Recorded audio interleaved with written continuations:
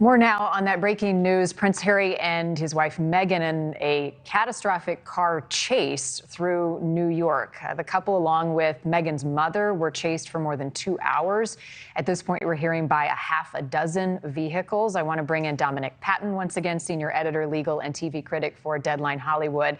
Let's pick up our discussion where we left off, but also remind folks at home, Dominic, what was going on last night. What more have we learned about the chase itself and how it came to an end?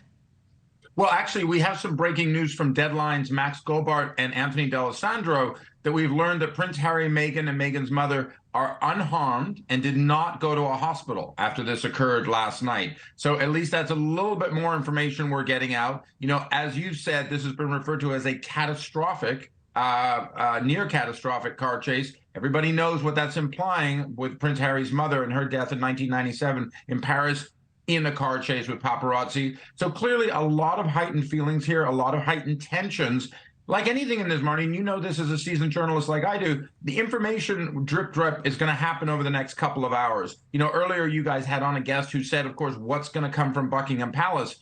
This last night at the Ms. Foundation Women in Vision Awards was the first appearance that Meghan has made since her father-in-law was coronated king just over a week ago. Of course, an event that she did not attend under the auspices that she was staying with the children, with the family's children, which was, I guess, Prince Archie's 4th birthday, I believe, which is one of the reasons why Harry turned around so quickly and spent just over 24 hours in the UK for what was probably the most important event of his father's life. But a lot of information is going to happen very soon. Again, you know, I am not a palace watcher, but I know a little bit about it. And certainly what you see here is this is the way where everybody wants to be seen of how they perceive.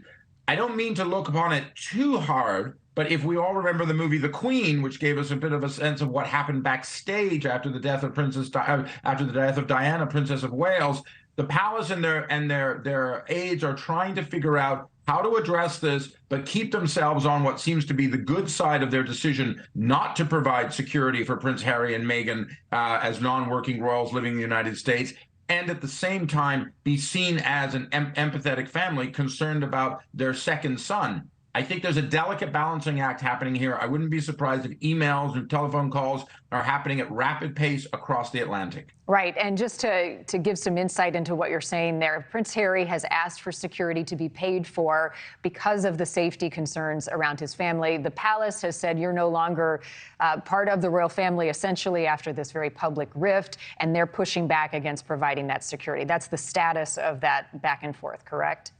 Yeah, I mean, the formal term the informal term that's used here is working royal, which is sort of the reason was given why you didn't see Harry on the balcony of Buckingham Palace after his father's coronation.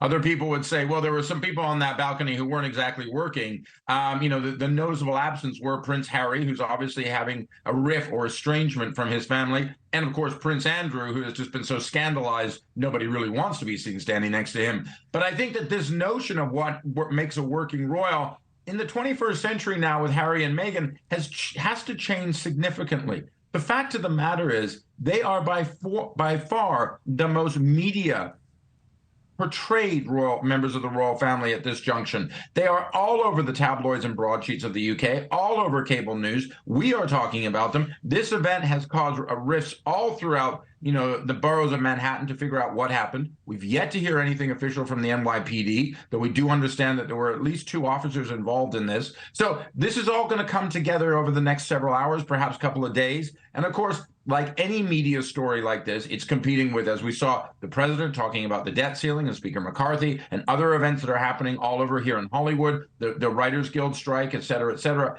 The way this plays out is going to be very telling of how much has really changed since 1997 and the tragic days in Paris. Right. And you could argue that Harry and Meghan are the most famous, at least right now, of the royal family because of everything that has happened. And we spoke a moment ago, reading the book Spare, you get to hear his account of how he views the paparazzi dating all the way back to 1997 when he lost his mom. Has that relationship with the paparazzi and Prince Harry changed over the years? Has it gotten worse? I mean, obviously, he left the royal family and moved to the United States, but how would you characterize his distrust in those who are trying to get photos of him? Oh, I mean, I would say it's an absolute open war. Thank you for watching. Go to newsnationnow.com to find News Nation on your television provider. And don't forget to click the red subscribe button below to get more of News Nation's fact-driven, unbiased coverage.